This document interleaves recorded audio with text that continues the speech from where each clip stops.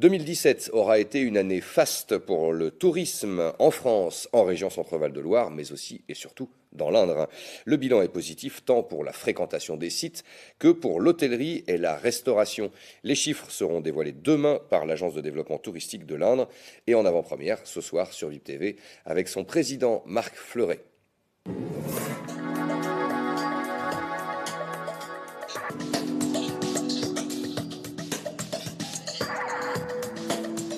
Bonjour Marc Fleuret. Bonjour. 4% sur le plan national, c'est le chiffre de la hausse de la fréquentation touristique. C'est un indicateur important et un signe de bonnes nouvelles, surtout après la chute enregistrée après la vague des attentats. Donc au niveau national, la France redevient effectivement une destination touristique.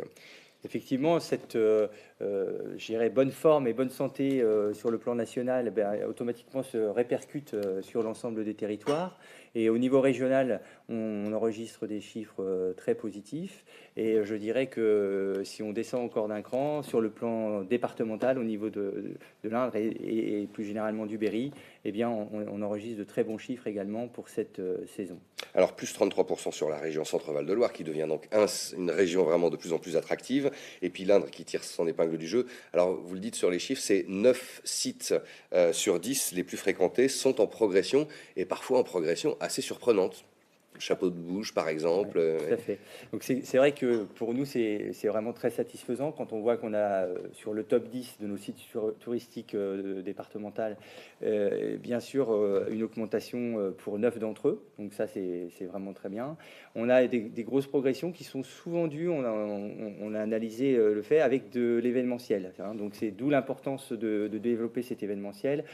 Si on prend l'exemple, par exemple, du château, comme vous le disiez, de Bouge, il y a eu beaucoup d'animations qui ont été faites autour du château et ça permet effectivement de développer et de faire venir plus de touristes sur les différents sites. La maison jour de fête. Alors, la maison aussi, de Sainte-Sévère, jour de fête, avec les 70 ans de Jacques Tati, donc ça a permis de faire venir beaucoup de monde et donc de booster donc le musée le jour de fête. Donc vraiment, on a de très bons résultats.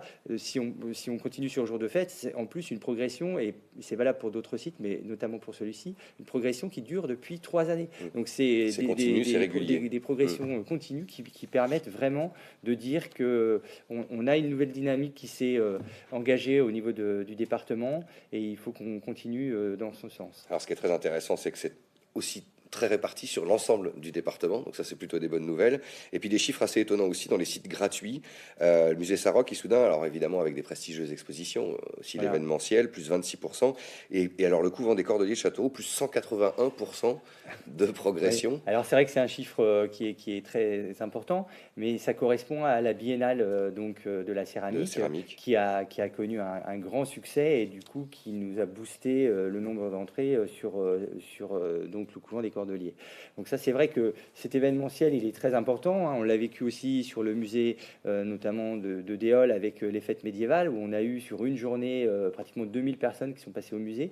Donc il faut absolument qu'on travaille dans ce sens-là. Et on s'est aperçu également que les médias, et notamment la télévision, permettaient de booster les sites. Hein. On parle notamment de Georges Sand, hein, quand on a eu Stéphane Bern qui était venu faire son émission sur Nohant. Donc c'est pour ça que l'Agence de développement touristique de l'Indre a décidé de s'appuyer sur une agence de relations presse qui est spécialisée sur le plan touristique et qui va nous permettre d'amener encore plus de médias sur notre territoire, ce qui devrait permettre de booster encore plus la fréquentation. Alors, c'est un vecteur important. Les campagnes de communication nationale portent leurs fruits et la destination Berry-Province est une vraie destination. Et le site internet Berry-Province aussi devient une référence, c'est-à-dire qu'on peut y trouver des packs, tout un ensemble d'offres complètes. Tout à fait. On est arrivé sur une nouvelle version de notre site internet, hein, qui est sortie en début d'année. On a connu une augmentation de plus 13%. On s'aperçoit notamment pendant les campagnes télévisuelles qu'on a des pics de fréquentation sur notre site. Et c'est des clics qui sont qualitatifs. C'est-à-dire que les gens vont sur notre site, mais ils vont aller cliquer notamment sur tout ce qui est hébergement, etc.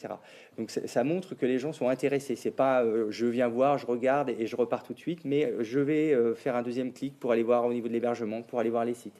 Donc l'importance de bien avoir une belle tenue de notre site et de le faire évoluer régulièrement. Et puis un autre point important, les gros événementiels. On a vécu des manifestations sportives d'envergure, les championnats du monde de tir. On attend beaucoup aussi de Miss France. Cet événementiel-là voilà, concourt aussi à favoriser une augmentation de la fréquentation touristique.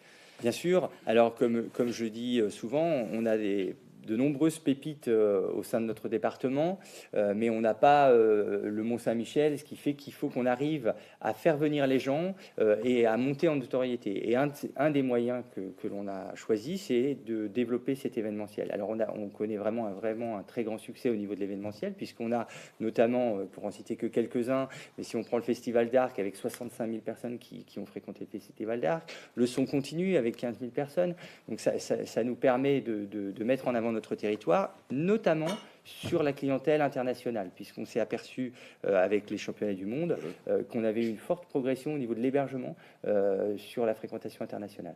Et puis un dernier mot, cela a un impact évidemment sur l'économie hôtelière, restauration, et ces professionnels-là sont satisfaits, selon vos dernières données et études, de leur saison et de leur année touristique. Alors c'est vrai que c'est un bilan global au niveau de l'hébergement qui est satisfaisant. Il faut savoir que sur 280 000 nuitées, cette année on a fait 9 000 nuitées supplémentaires, ce qui est quand même pas neutre. Ça représente une progression d'un peu plus de 3%. Et à l'échelon régional, la progression au niveau de l'hébergement est de 0,9%, ce qui fait qu'on est largement au-dessus de la moyenne régionale. Donc pour nous, c'est très valorisant pour notre territoire, pour nos hébergeurs qui sont montés en qualité et qui proposent des prestations de plus en plus qualitatives pour nos touristes, ce qui fait que les gens ont envie de revenir. Merci beaucoup, Marc Fleuret, président de l'Agence de développement touristique de l'Inde. Merci à vous. Et puisque nous parlions d'événementiel, les premiers noms des artistes invités au prochain Printemps de Bourges ont été dévoilés.